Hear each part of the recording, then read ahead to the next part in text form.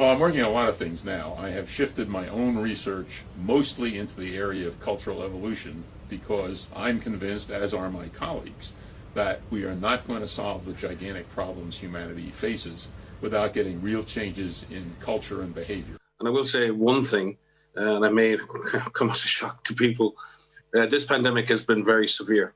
It's spread around the world extremely quickly. It has affected every corner of this planet.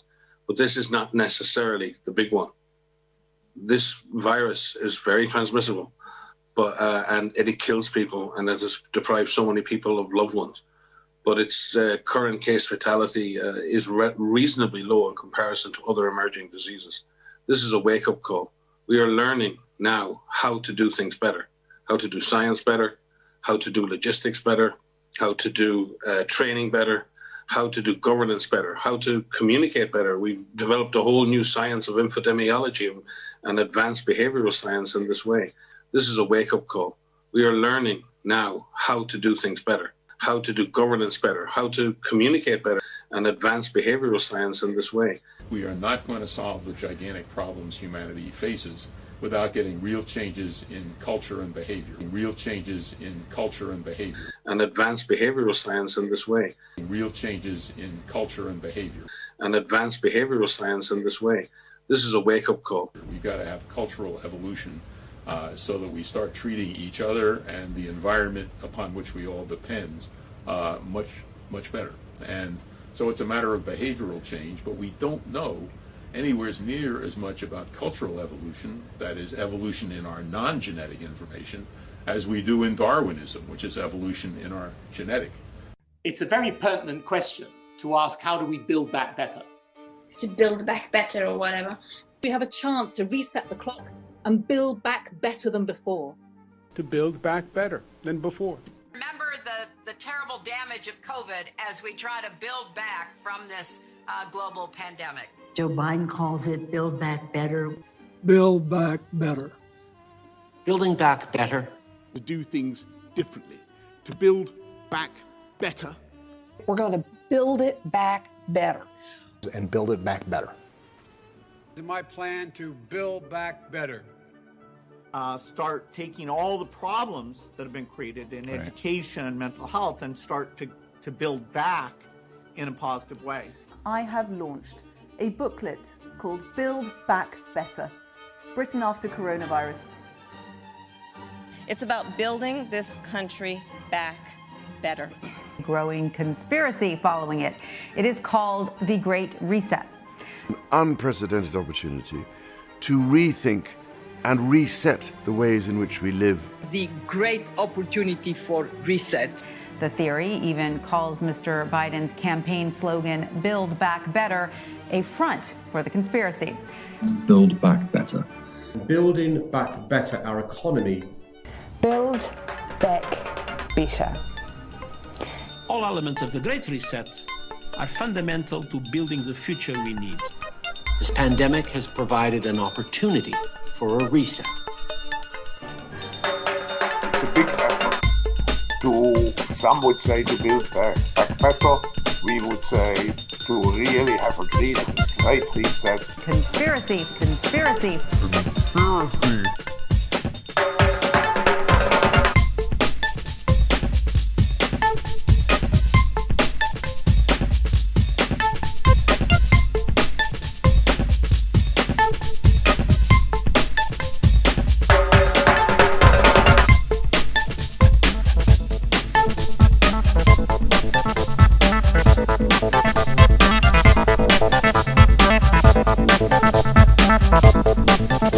Thank you.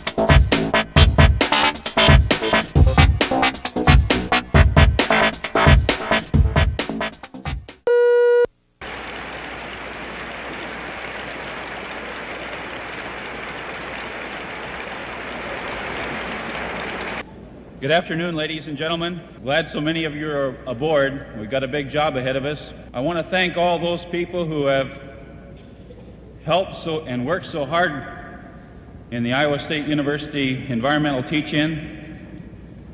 But this, as you all must recognize, is just the beginning.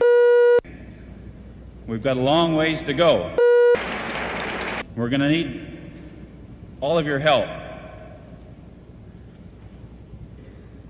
So let's get on with it and see what we have to do in the years ahead. We're very fortunate today to have Dr. Paul R. Ehrlich, population ecologist from Stanford University, to show the way for the future. Dr. Ehrlich is the author of the population bomb, which was instrumental in getting this whole thing started.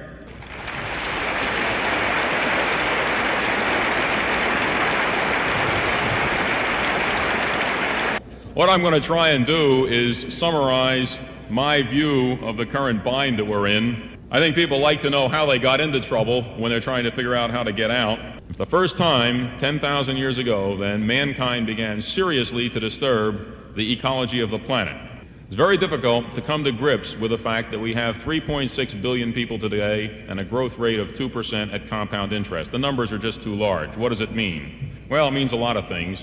By every standard that we've been able to find, it means that we already have between 3 and 7 times more people on the planet than we can permanently support. The only reason we're able to support 3.6 billion people, mostly in slums and in misery, is that we're doing something that few businessmen would approve of, and that is we're burning our capital. We are destroying our fossil fuels, we are dispersing our mineral resources, and so on. A game which cannot continue for much longer. So we're already wildly overpopulated.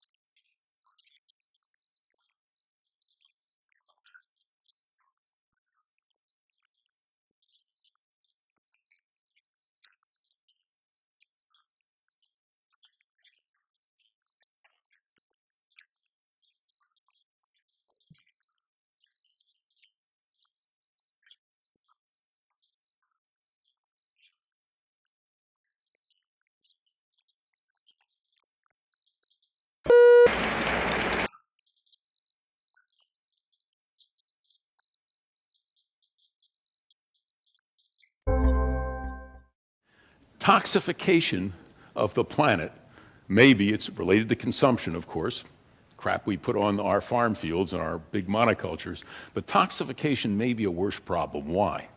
And I'm not sure, yes or no, but we've spread toxic substances all over the planet.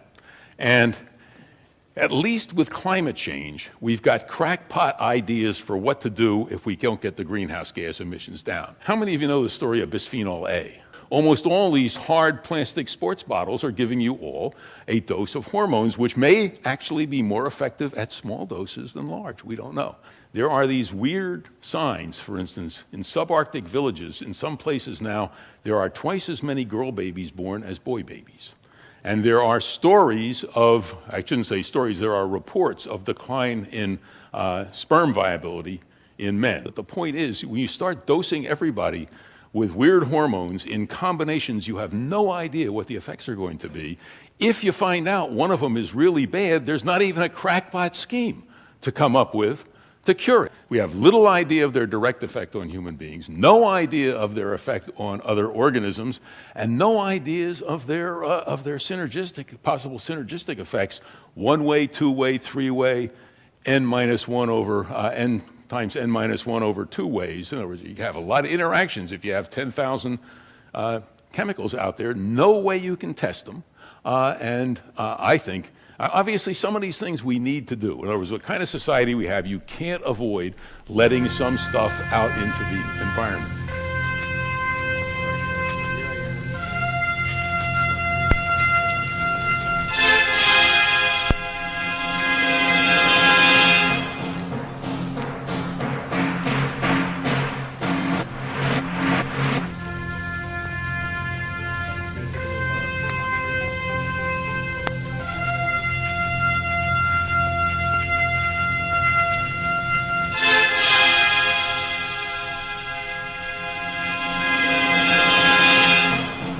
It's a dictation and it's a definition on how we live it, on how we live it.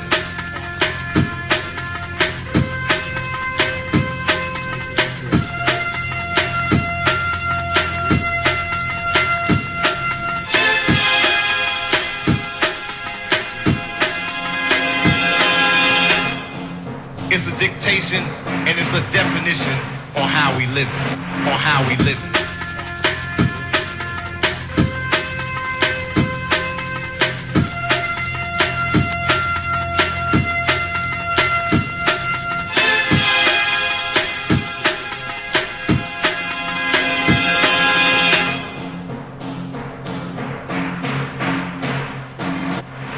It's a dictation and it's a definition on how we live it, on how we live it, on how we live it, on how we live it, on how we live it, on how we live it, on how we live it.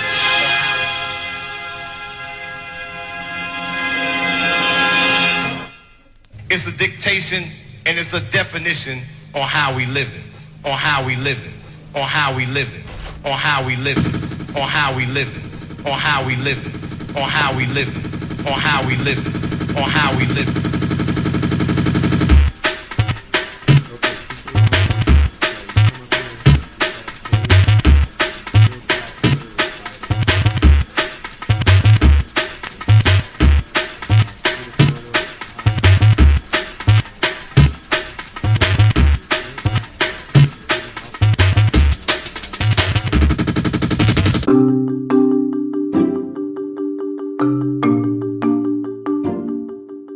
If we don't address climate change, the chances are that we will roll back many of the development gains that we have achieved during the last 20-30 years. If we don't address climate change, it will be either more difficult to achieve these goals or actually impossible to achieve them. It is getting increasingly difficult, but it is still possible to reach the overall goal of keeping global temperature rise below 2 degrees, but we have to act very fast and we have to put in place all the emission reduction possibilities that we have looked at and do that as soon as possible. All of those have impacts on climate change, and when the negotiators see that in fact countries are willing to do all that, they will be more positively inclined to agreeing to ambitious targets. This is a wake-up call. We are learning now how to do things better. Real changes in culture and behavior. And advance behavioral science in this way. Real changes in culture and behavior.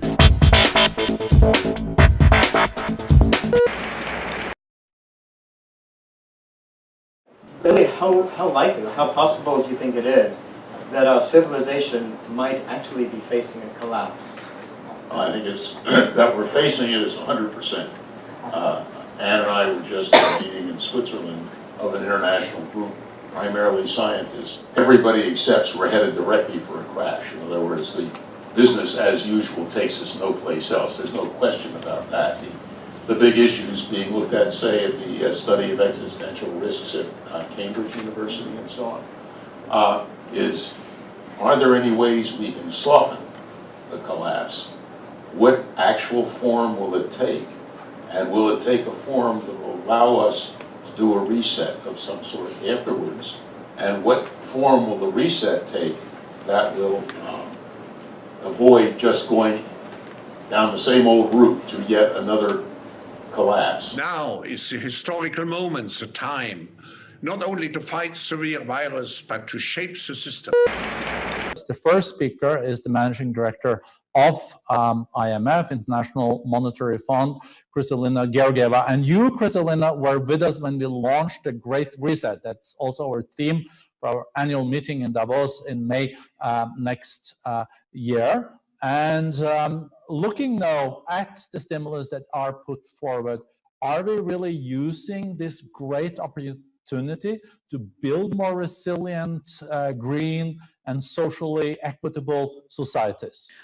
To answer your question, let me start with where we are and where we are headed in the world economy and how that translates into actions countries pursue. Where we are, as you said, we put the floor under the world economy, remarkable actions by governments and central banks. And at that stage, we really didn't have to be differentiating between potentially winners and losers. It is a floor for everyone. I don't think we're out of the woods yet. Hopefully we will see more V's, less U's, no W's or L's, but I think we're also faced with K's. Technology going up, and then we see some of the traditional industry going down. I'm delighted we have Anne Richards from Fidelity International joining us from Edinburgh. And Anne, you know, your business is managing hundreds of billions of dollars worth of assets. What can business do to really move the needle on this sustainable, resilient recovery? Can it go further and faster than perhaps even some countries and governments can go? I think the short answer to that is yes, that it can. And what we have, I think, seen through this crisis is almost like a concertinaing effect. You've seen time compressed. Things which we thought could take a very long time have happened very, very quickly. Two things, I think, that have really focused minds. The first is that realization that the survival of any business is not a given. I think there's always an implicit assumption that any business model can continue in perpetuity. And this crisis has shown that there can be external shocks which put a whole business model, indeed a whole industry business model, into doubt. And that's really shaken up a lot of thinking around about that. But the converse of that is that it's also shown us all, I think, that the radical can be much easier to achieve than we ever imagined it could be. We're all very guilty of proximity bias, of status quo bias. We think where we are and incremental changes rather than great leaps. And yet, if you look at the history of companies, if you look at the history of the S&P 500 or the history of the of the FTSE 100, you can see actually that the companies that are the constituents of that have changed radically over time. So radical happens more often than we think. It's just we are conditioned not to think that we can do it. The thing from this that business can do is grasp the opportunity of reinvention that is being offered to it through this. The fact that we've had tremendously rapid central bank support and tremendously rapid fiscal support from IMF, from governments, from local governments, has meant that business has been given a great opportunity to do that reinvention. And what we have to be very careful about doing is that we do not lose that opportunity, not just to rebuild the past. Rebuilding the past is not going to be an answer to this. This crisis that we're in, the virus that we are fighting, it's not going to be one and done. There's no magic bullet. Great if one turns up, but that shouldn't be your central hypothesis. So we're going to be in a world of waves. We're going to be a world of going forward, moving back a little bit. We have to reinvent business models, and we have to reinvent what the future of work looks like within that. That gives us the opportunity to think about how we build in sustainability and resilience into survivability of those new business models. And resilience and sustainability are completely interlinked. If you're not resilient, you will not be sustainable. If you're not sustainable, you will not be resilient. So I think that's the conversation that business is able to have now and should be having now. And that will take us on the path to building back better, to building back greener, which is, I think, what we're all hoping we can bring as the good out of this very difficult period that we've been through. A groove. Well, a groove is the coordination of different rhythms. A lot of what we hear today has a beat. Now, don't confuse a beat with a groove, because a beat is actually one moment in the life of a groove. Here's an example of a beat.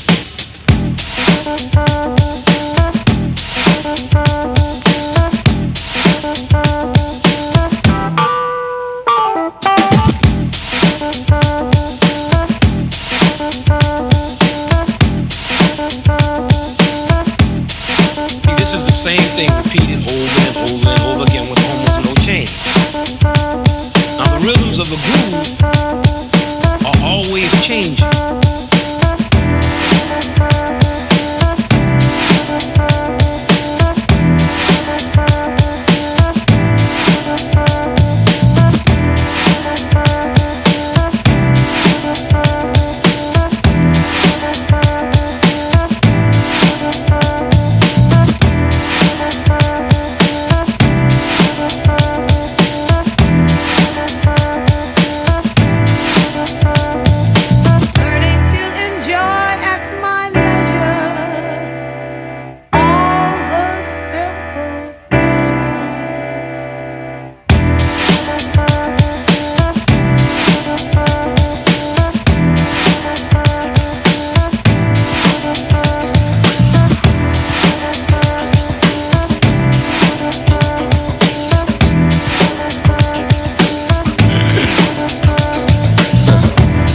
Today's landmark report should leave you in no doubt about the links between extreme weather and climate change.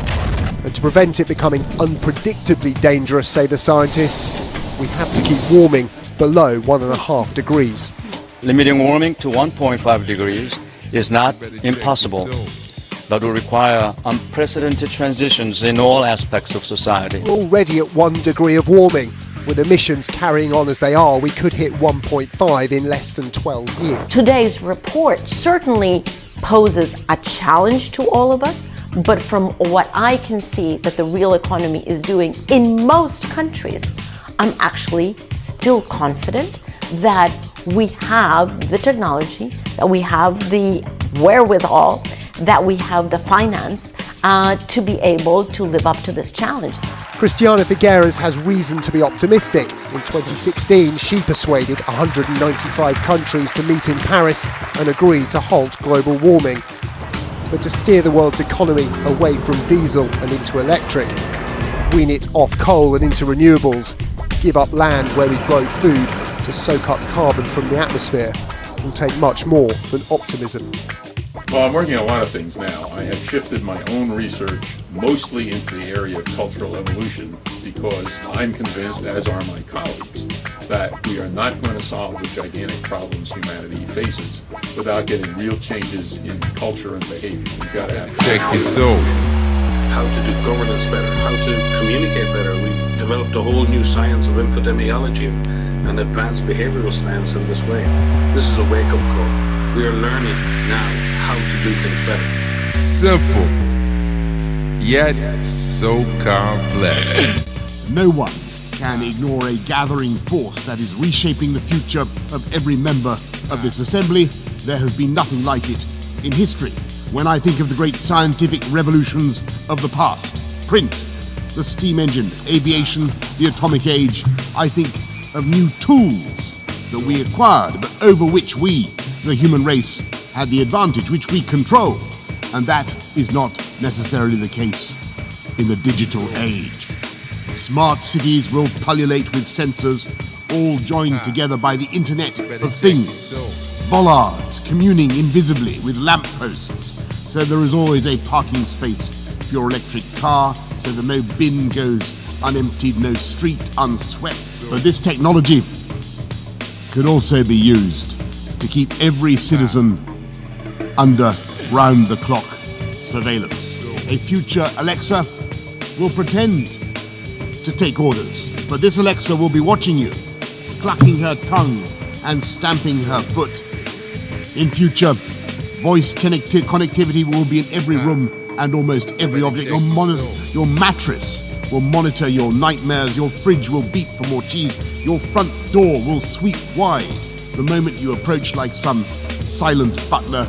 Your smart meter will go hustling of its own accord for the cheapest electricity, and every one of them minutely transcribing your every habit in tiny electronic shorthand, stored not in their chips or in their innards, nowhere you can find it, but in some great cloud of data that lowers ever more oppressively over the human race.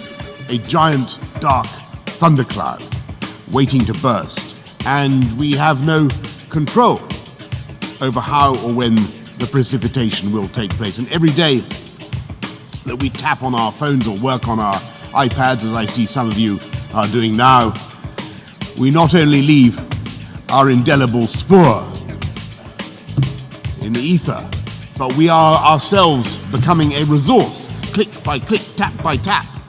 Just as the Carboniferous period created the indescribable wealth, leaf by decaying leaf, of hydrocarbons, data is the crude oil of the modern economy. And we're now in an environment where we don't know who should own these new oil fields. We don't know who should have the rights or the title to these gushers of cash, and we don't know who decides how to use that data. And can these algorithms be trusted with our lives and hopes? Should the machines, and only the machines, decide whether or not we are eligible for a mortgage or insurance, or what surgery or medicines we should receive? Are we doomed to a cold and heartless future in which computer says yes or computer says no, with the grim finality of an emperor in the arena? Today, people who are still actually anti-science, a whole movement called the anti-vaxxers,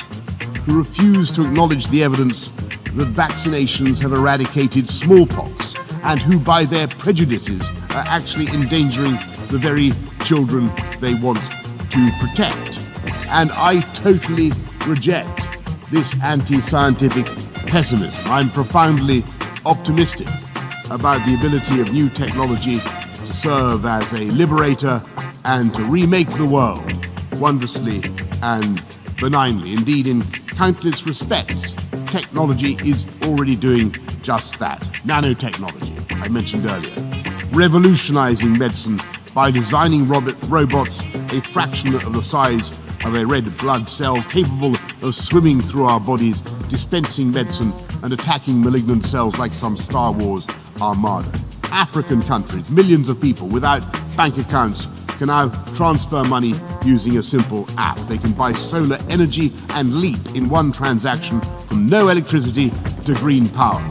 And new advances are making renewable energy ever cheaper, aiding our common struggle against climate change. Our understanding of the natural world is being transformed by genome sequencing, the discovery of the very essence of life itself, the secret genetic code that animates the spirit of every living being and allows medical breakthroughs the like of which we have never known. Treatments tailored to the precise genetic makeup of the individual. So far, we have discovered the secrets of less than 0.3% of complex life on the planet. Think what will we achieve, what we will achieve when. And it is a matter of when.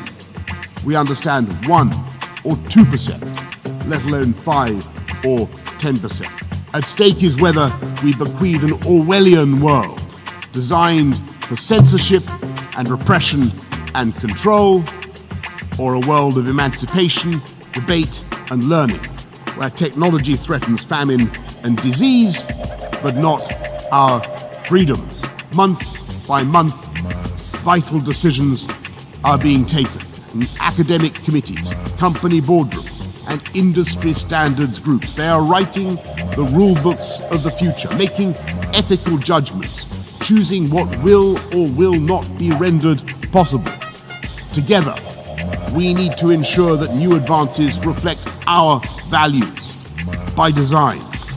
There is excellent work being done in the EU, the Commonwealth, and of course the UN, which has a vital role in ensuring that no country is excluded from the wonderful benefits of this technology and the industrial revolution it is bringing about. But we must be still more ambitious.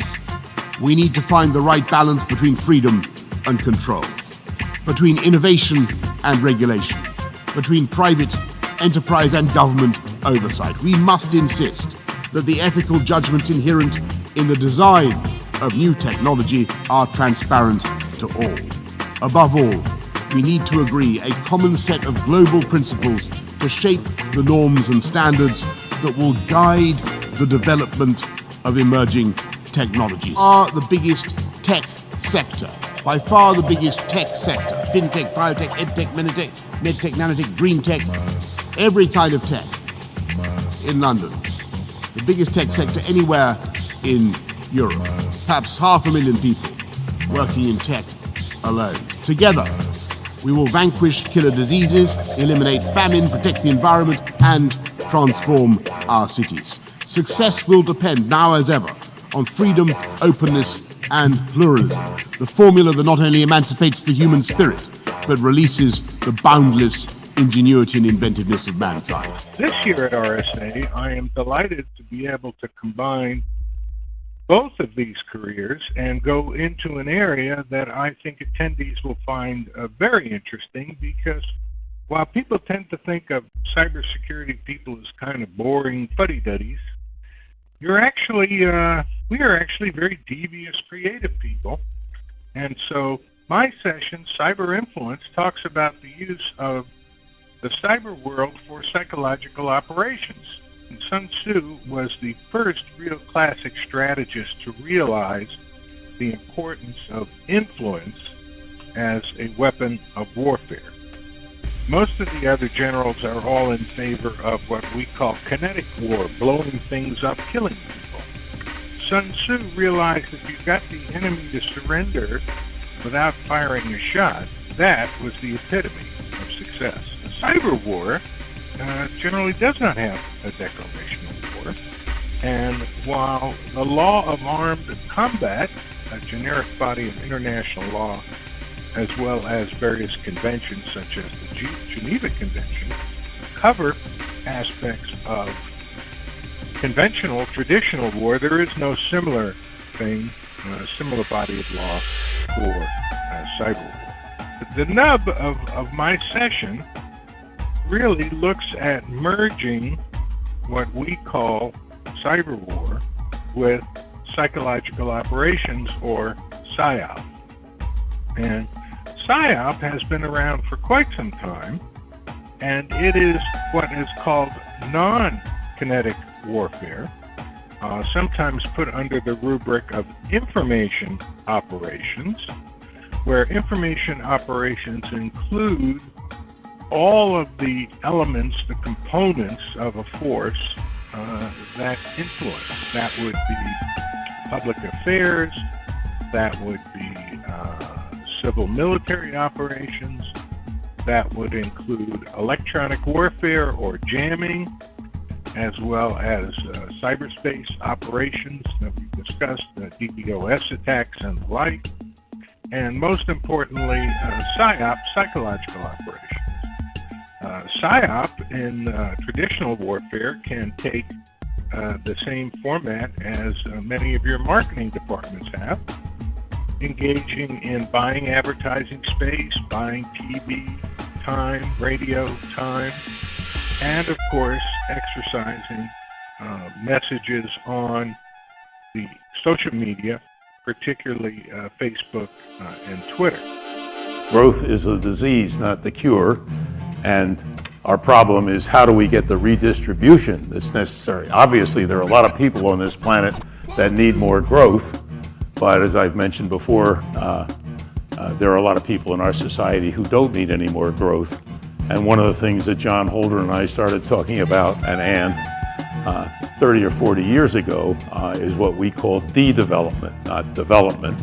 And that was to reduce the pressure that the rich people are putting on the planet to make room for the poor people to have growth that they need in order to have eventually something like a sustainable society, although like some of you, I've learned to despise the word sustainable because it's attached to things like sustainable growth, which of course is biophysically impossible. We didn't get Krugman to come. If he had come, I'd have asked him, for example, even in the areas he's interested in, why doesn't he have a research program looking into the costs of inequity? How much does it cost us not to treat women the same way that we treat men? How much does it cost us to keep Islamists out of the country if we possibly can? How much does it cost us the continuing racism that we face? But what really has pleased me is that I've heard a long series now of excellent papers by people even caring that I would consider to be junior, people who are young, who are getting into the area, who are beginning to develop brand new ideas. And I think in a sense that's much more important than how many old farts you can drag out here, because they won't change their minds anyway. You won't change my mind and so on, but young people can change their minds, and that's an important thing. As we focus very strongly on climate change. If you look, I think, at the Journal of Ecological Economics, I'll bet you half the articles in one way or another are tied to climate change. And climate change is one of the truly great threats to us, but at least in the general public, and I'm talking now about the big thing, because I'd like to see the great young people we have here talking more to the general public. By the end of the century, even making some big assumptions about a lot of premature deaths, we're still going to have at least 7.5 billion people on the planet. Does that mean we should ignore the population situation?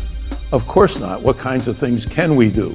First of all, we can make a lot of women's lives better by seeing to it that they have full education and equal rights with men, and that will change their attitude towards childbearing, and the TFR will go down. You can also provide everybody with modern contraception and backup abortion. That would bring the TFR down. Ethical view in society. For about the last 20 years, the ethical view among educated people is you limit yourself to 2 children. It's now clear that if we're going to ever get to a reasonable population size, ethical people should be limiting themselves to 1 child. Now, my generation worked on, could have had 2, but luckily we only had 1, so I can consider myself ethical still. But in that aspect, yes. And another thing which is missed all the time, with a collapse coming, with at least all of my colleagues think there's probably no way at all to get out of it, you could easily have, if everybody behaved ethically, say 500 million people that would not go through the collapse because they would be born afterwards. After all, if we want to have the maximum of human beings live, we keep Homo sapiens going for several million years, not see if we can exterminate civilization and maybe even ourselves in the next few decades. So I think that's a critical area, and I hope that the young people that are here and working on such interesting problems will put 10% of their time tied to their profession, trying to find ways to get the big issues out into public discourse. We don't need lots of growth in the United States. In the United States, we need lots of redistribution. We do not need growth. It's much worse in the United States than it is in, say, Nigeria or Bangladesh or anywhere else. The book that we've written on the jaw problem, it's an example, again, of a public health problem that's not all that hard to solve, except for human beings. In other words, there's no question at all that we're undergoing a vast extinction event. There's also no question that it's caused essentially entirely by human activities. The first reason that we value biodiversity is what it does for the very species that is causing the extinction event. So a little bit of irony. And what it boils down to is when we are killing off biodiversity, we're sawing off the limb that we're sitting on. Intensely stupid, no question about it, and hardly paid any attention to. But for me, and I think most of my colleagues, unfortunately not for everybody, there's also a large ethical reason for preserving biodiversity. I didn't mention the spiritual and aesthetic services we get, but even beyond them, a lot of us feel that we have an ethical duty to protect the only other life forms we know that we share the universe with. For instance, for me, I'm a carnivore, but it's led me to think very hard about whether I still want to eat meat. And I'm pleased to say that one of the best statements on the ethical issues came from Pope Francis. If I can quote from Laudato Si, it's probably I mispronounced it. Each year sees the disappearance of thousands of plant and animal species which we will never know, which our children will never see, because they have been lost forever. The great majority become extinct for reasons related to human activity. Because of us, thousands of species will no longer give glory to God by their very existence, nor convey their message to us. We have no such right, and I would say, amen.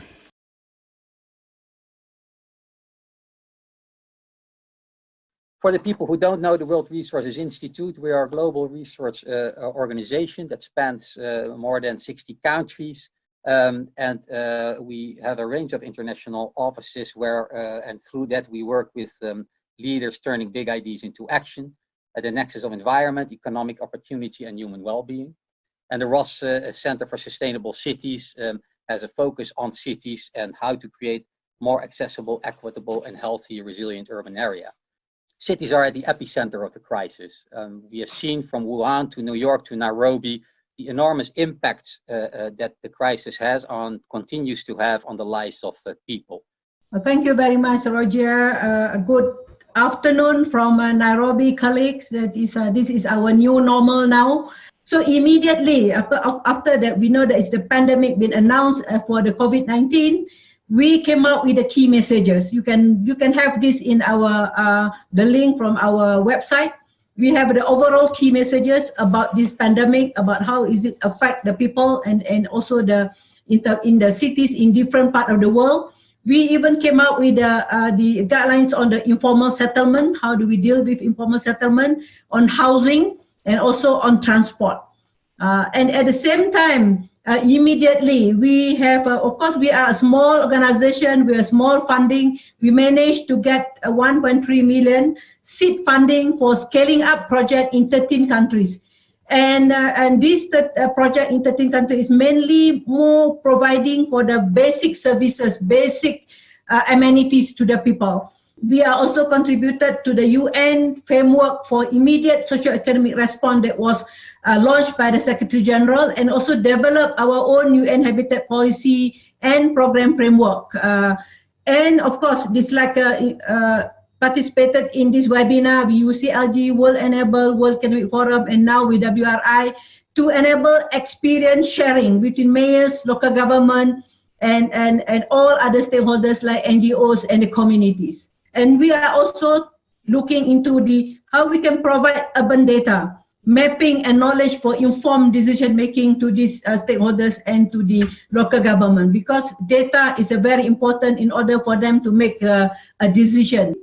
Over 95% of the cases in urban areas, 1 billion people live in informal settlement and slum, in overcrowded and inadequate housing.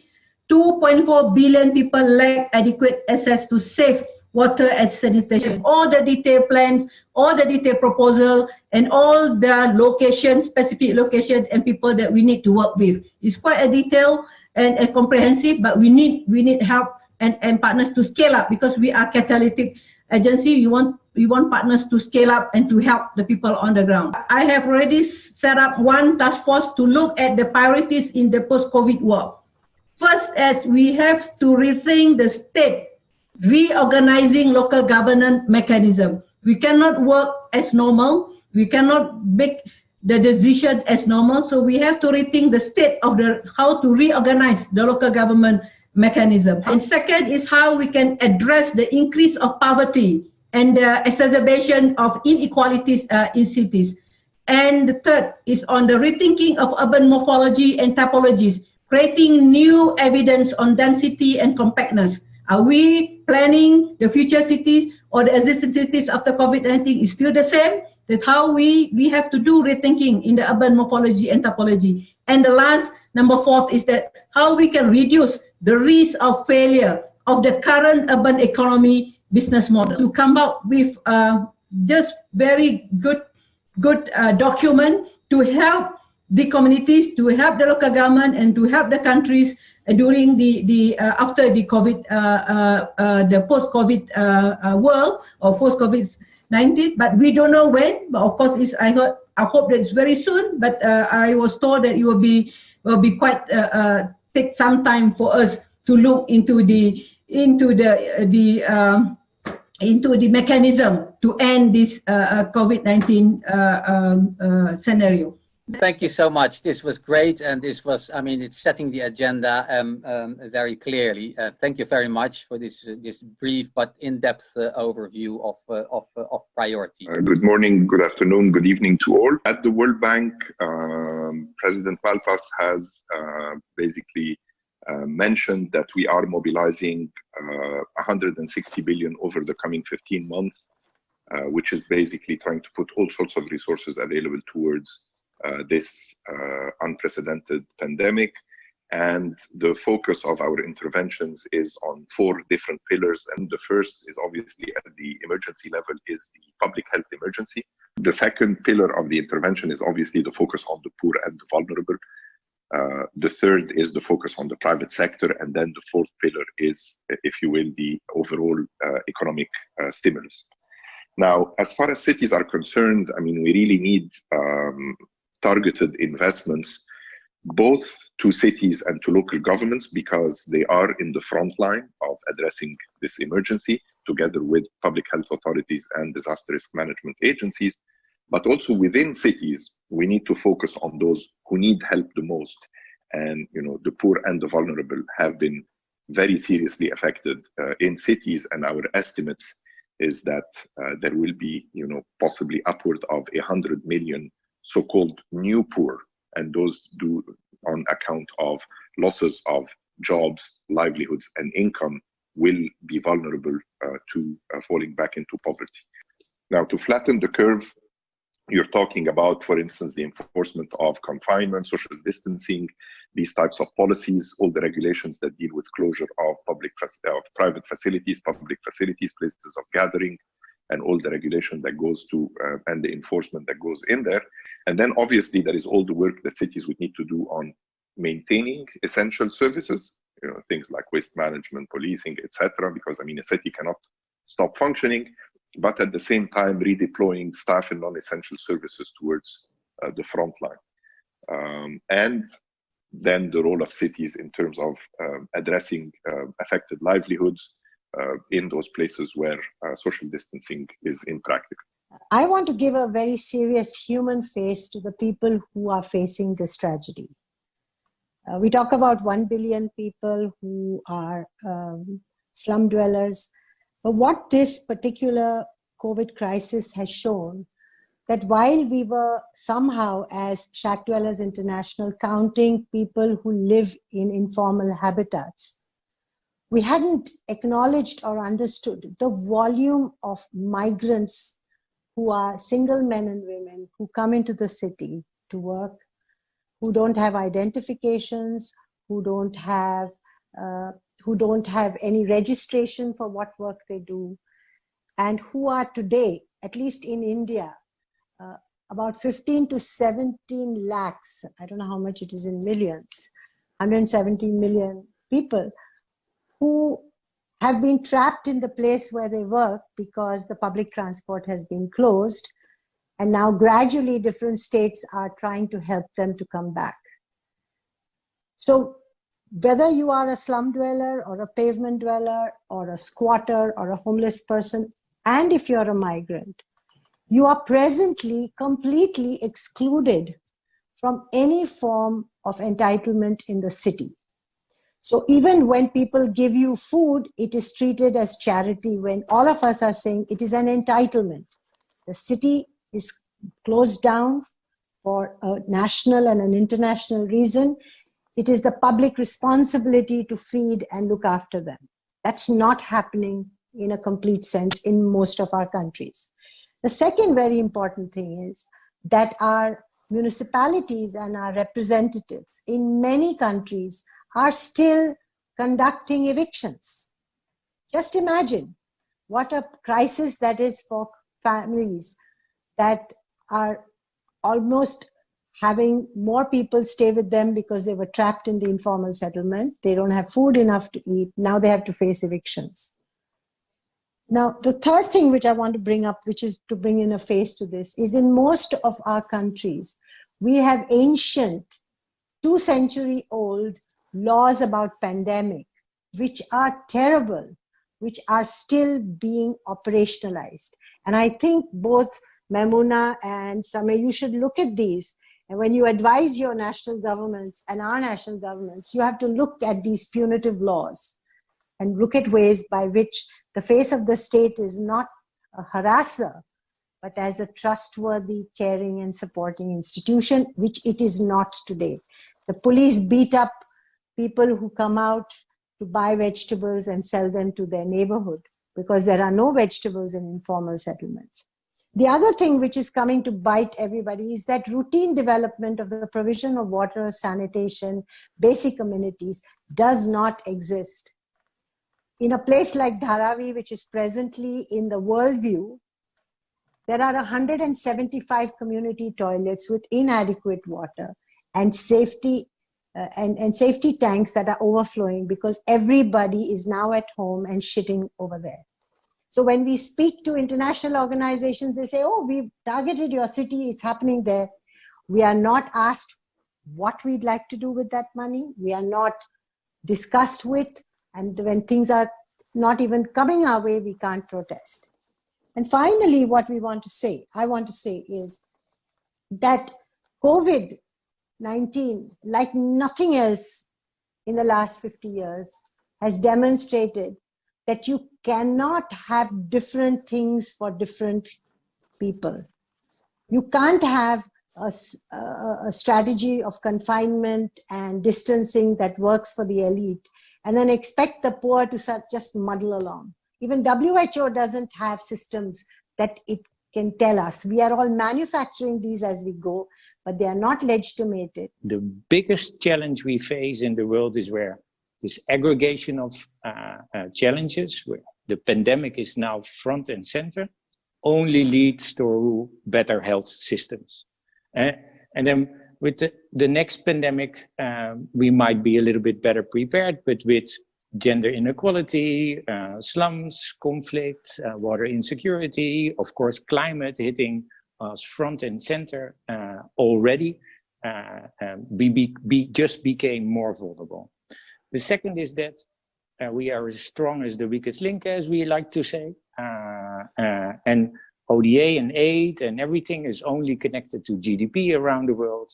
And with an economy that is failing, the trickle-down effect of the disastrous trickle-down effect of this is that where the money should at least be stable and secure, it will actually lack. And it's a double budget cut because ODA is cut because of GDP. And at the same time, we invest a lot in the pandemic response.